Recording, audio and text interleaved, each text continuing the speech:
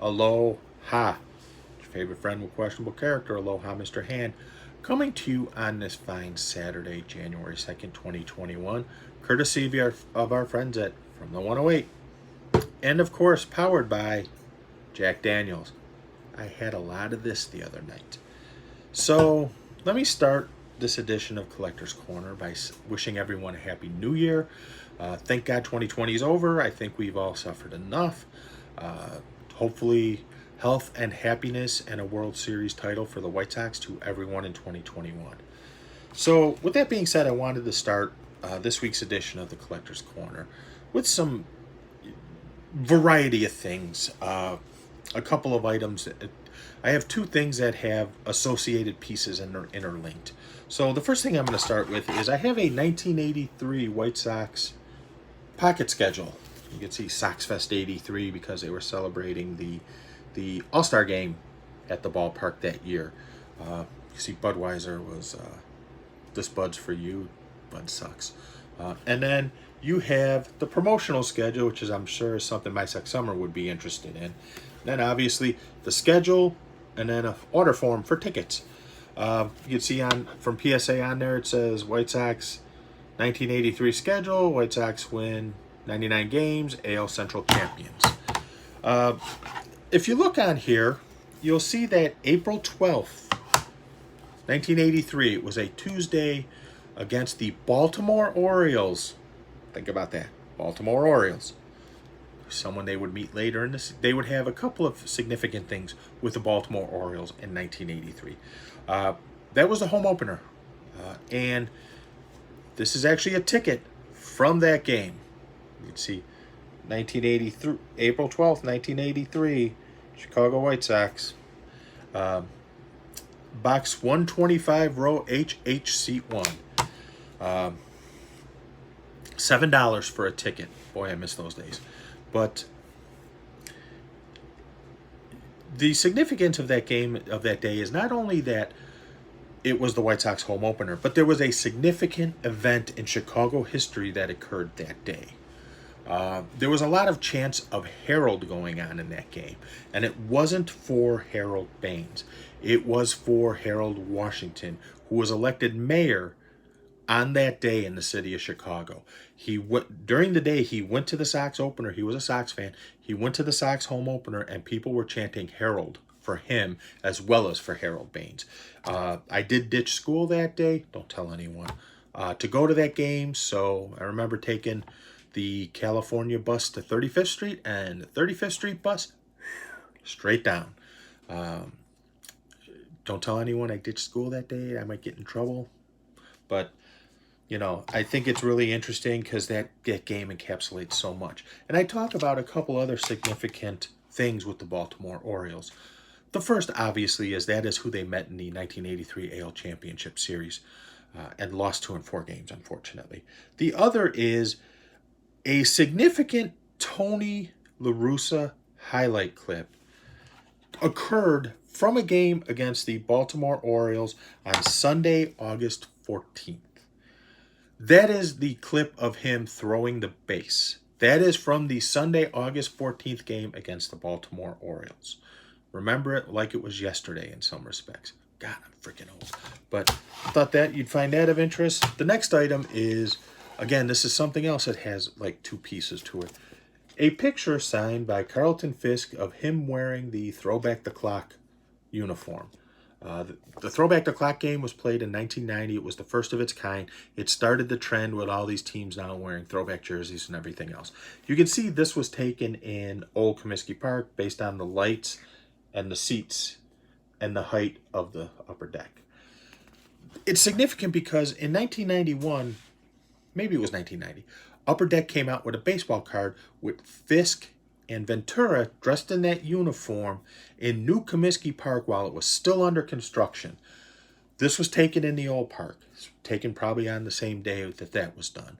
I point that out and I bring that picture up because this is actually my ticket from that game. Dan Plesac was the winning pitcher. The point of Turn Back the Clock Day, they did not have a PA system, did not have fireworks or anything like that. It was basically Gene Honda standing behind home plate, dressed in 1910 garb, if you will, with a giant megaphone, shouting out names into the megaphone. I was in the outfield. I didn't hear a damn thing. But that was another game that in this case, I ditched work to go to.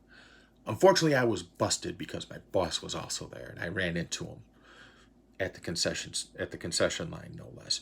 But we have a good laugh about it to this day because he ditched work too to go. So neither here nor there.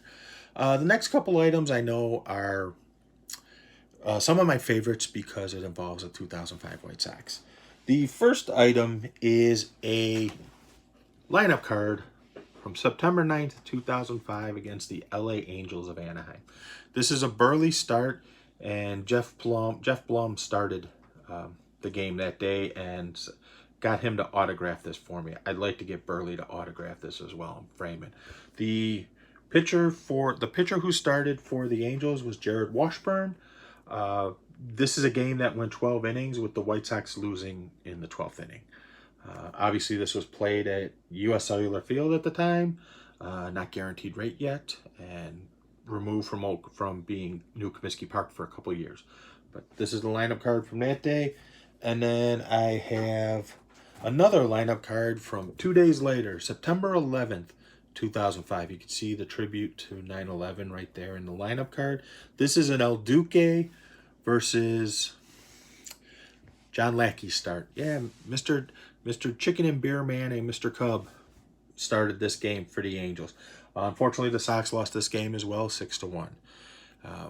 El Duque gave up 3 solo homers in the first inning to start it off. But these lineup cards are interesting and significant because who did the White Sox beat in the 2005 ALCS to go to the World Series?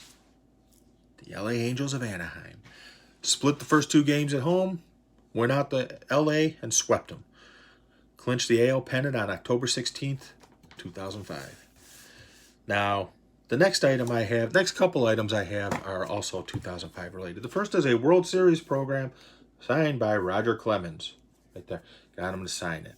I'm hoping that Burley comes out someday and does an autograph signing because I'd like to get him on this, get him on that lineup card for the day he started, as well as about 10 other things, to be honest with you. Burley was one of my absolute favorite players of all time, right up there with Frank, right up there with Fisk. So there's a lot of things I have a lot of things signed by him, but there's targeted things I'd love to get him to sign. So moving on to the next item. Next item is specifically here for one person because I know it will make Ken W.O. insanely jealous. That's right. A 2005 World Series Sports Illustrated autographed by Game 2 hero Scott Podsednik. Eat your heart out, Ken. I dropped something over there, but don't worry about it. So moving on, next couple things I think are pretty cool are phantom tickets I have. Phantom tickets are tickets that were created for specific things that were never used because the game wasn't played. So basically, I have a 1982 World Series White Sox phantom ticket. Unfortunately, they did not win the division. The California Angels, they were called the California Angels at that time, won the division and then beat Milwaukee and LA the first 2 games and then got swept in Milwaukee for the Brewers to win the AL pennant. If the Sox would have won the division, you could have had a showdown between the Sox and the Brewers. That would have been extremely fun. Never to be, though. This is phantom tickets for the 1994 League Championship Series. These are the phantom tickets for then. These are the phantom tickets for the 1994 Division Series, which would be the first time they ever had the Division Series because they changed the playoff structure after the 93 season. The 93 season was the last year you had the AL East and AL West. It went to AL East, AL Central, AL West. That was also the introduction of the wild card. But you didn't actually see that until 1995 because of the strike in 94. And then phantom tickets for the 1994 World Series featuring our Chicago White Sox. Unfortunately, that didn't happen because of the strike. So that's all I got for you today. Hope everyone enjoyed it. Feel free to leave comments, ask questions, tell me I suck, tell me I'm great, whatever you feel like doing. Thanks a lot, everybody. Once again, have a great new year. And with that, I'm out. Bang.